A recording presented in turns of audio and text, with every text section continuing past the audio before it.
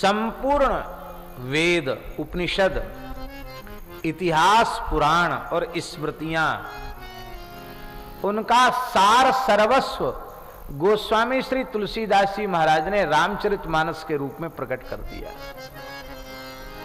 एक भी वाक्य अशास्त्रीय नहीं है।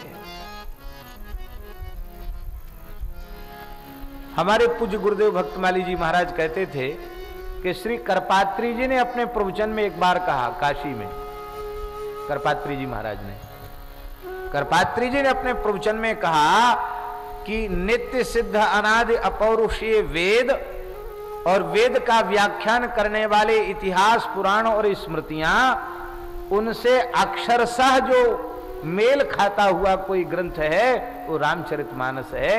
इसलिए रामचरितमानस को मैं वेद के ही समान आदर देता हूं, ये करपात्री जी महाराज ने कहा। और हमारे वृंदावन के पूज्य श्री धर्मसंघ वाले गुरु जी, पूज्य पंडित श्री राजवंशी जी द्विवेदी जी, वे कहा करते थे कि पूज्य स्वामी करपात्री जी ने जब वेदार्थ पारिजात लिखा, उसके बाद बड़ी चिंता करने लगे कि आजकल लोग संस्कृत ही नहीं पढ़ रहे हैं, लोग पढ़ेंगे क्या, इस ग्रंथ को कहाँ पढ़ेंगे, क्या पढ़ेंगे, वेद की महिमा कैसे समझेंगे, सनातन धर्म के स्वरूप को लोग कैसे समझेंगे। स्वामी जी चिंता करने लगे और चिंता करते करते सहज उनका ध्यान रामचरितमानस की ओर गया, तो वे अत्यंत विह्वल हो गए और उन्होंने कहा कि तुम्हें चिंता करने की आवश्यकता नहीं है, त्रिकाल दृष्टा कलि पावनावतार गोस्वामी तुलसीदास जी महाराज ने यह पहले ही चिंता कर ली कि आगे धीरे धीरे भाषा का लोप होता चला जाएगा। ऐसी स्थिति में वैदिक सनातन धर्म के स्वरूप को लोग कैसे समझेंगे। वो चिंता करके ही गोस्वामी जी ने रामचरितमानस को प्रकट किया।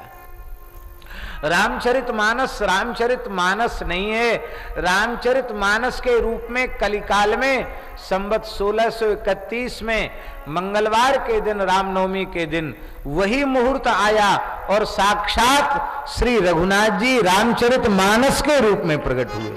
इसलिए कलिकाल में राम जी का अवतार रामचरितमानस के रूप में है। जब तक रामचरितमानस इस पृथ्वी पर है तब तक सनातन धर्म का कुछ भी बिगड़ने वाला नहीं है। बहुत बड़ा हित किया आस्तिक समाज का, मनुष्य जाति का गोस्वामी तुलसीदास जी महाराज ने। पूज्य स्वामी श्री करपात्री जी महाराज चातुर्मास काशी में करते थे और चातुर्मास में हिंदी नहीं बोलते थे, संस्कृत संभाषण ही करते थे। प्रवचन भी उनका संस्कृत में ही होता था, पर बीच बीच में रामचरितमानस की चौपाई बड़े प्रेम से जरूर बोलते।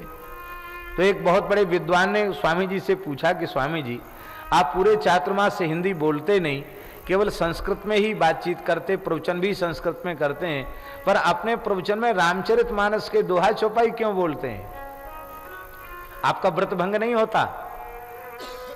स्वामी जी ने कहा, भले ही यह भाषा ग्रंथ है, पर मैं इतना आह्लादित होता हूं इन पंक्तियों का उच्चारण करके, जैसे हमने सामवेद का गायन किया हो, वेद का पाठ किया हो। मैं वेद तुल्य ही इन पंक्तियों को मानता हूं। रामचरितमानस की चौपाइयों को वेद की ऋचाओं के समान आदर देता हूं।